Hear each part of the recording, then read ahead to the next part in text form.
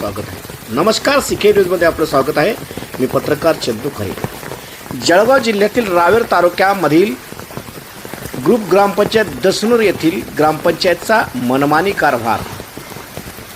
दसनूर येथील आयुष्यमान आरोग्य वर्धिनी दवाखान्यामध्ये पावसाचे पाणी साचून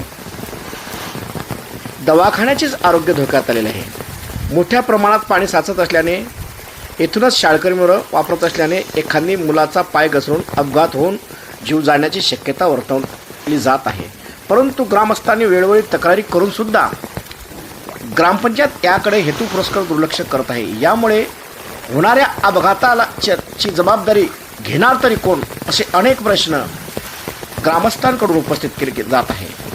त्वरित पाण्याचा निचरा होण्यासाठी ग्रामपंचायतने काहीतरी उपाययोजना करावी अशी मागणी ग्रामस्थांकडून वारंवार होत असून सुद्धा ग्रामविकास अधिकारी याकडे हेतुपुरस्सर दुर्लक्ष करत असल्याचं